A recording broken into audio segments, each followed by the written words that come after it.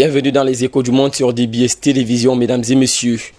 En Bulgarie, un réseau de faux et de fabrication de faux a récemment été démantelé dans le pays. Dans une université, il a été découvert un atelier d'imprimerie qui produisait en journée des diplômes et la nuit ou le week-end des faux billets. Cette surprenante découverte a été faite par des policiers bulgares qui ont travaillé en collaboration avec des enquêteurs américains du Secret Service. Il s'agit alors de l'une des plus grosses saisies de fausses monnaies dans le pays, dont 4 millions de dollars étaient destinés à l'Ukraine, tandis que 3,6 millions d'euros étaient destinés à l'Europe. Dans cette affaire, 2 suspects ont été interpellés, notamment un homme de 48 ans et une femme de 54 ans qui œuvraient après leur journée de travail ou sur leurs heures de repos. Ceci pour une rémunération estimée à 10% de leur production. Selon le chef du service de lutte contre la criminalité organisée de faussaires, cette production est relativement de bonne qualité. Au moment où les enquêtes ont été ouvertes, la police dit ne pas avoir de preuves que les responsables de l'université étaient au courant de l'existence de cet atelier au sein de leurs locaux.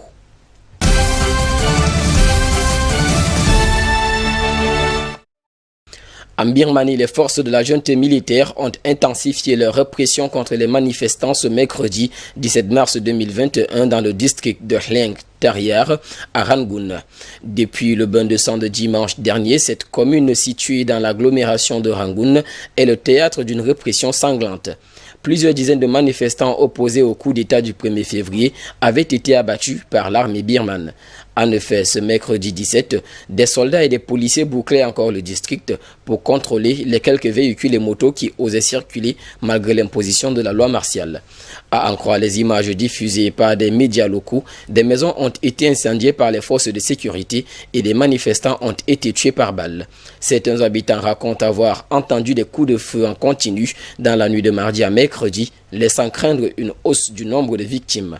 Selon un témoin, si lors de la fouille, les soldats trouvent quelque chose lié à la politique, un signe d'appartenance au mouvement de désobéissance civile lancé par le mouvement pro-démocratie contre la junte, ils procèdent immédiatement à l'interpellation. Depuis le coup d'État évinçant Aung San Suu Kyi du pouvoir, plus de 200 civils ont été tués et près de 2200 arrestations ont été enregistrées.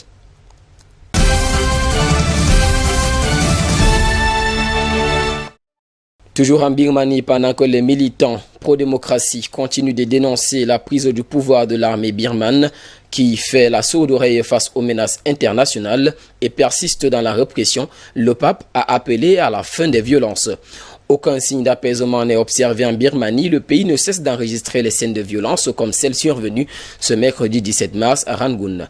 Des scènes qui, malgré leur persistance, les militants pro-démocratie continuent de manifester et cela fait 1 mois et demi que ces derniers dénoncent le coup d'État perpétré par l'armée le 1er février.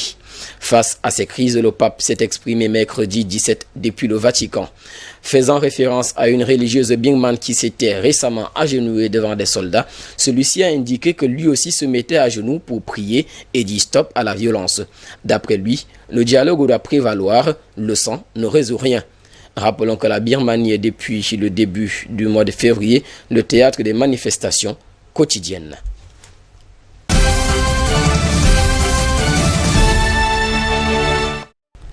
Aux Pays-Bas, c'est parti pour un 4e mandat pour le Premier ministre néerlandais Mark Rutte qui a remporté les élections législatives. C'est ce que révèlent les sondages de sortie des urnes actualisés le mercredi soir.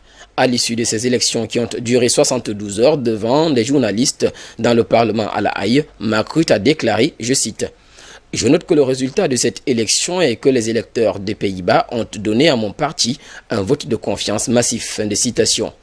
Au pouvoir depuis 2010, Mark Rutte a rassuré avoir de l'énergie pour encore 10 ans.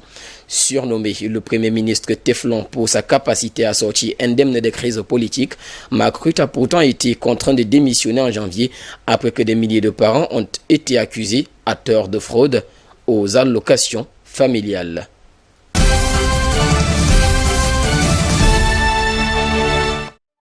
Au Brésil, le pays qui est en partie sous couvre-feu connaît une recrudescence des infections avec plus de 2800 décès dans les dernières 24 heures.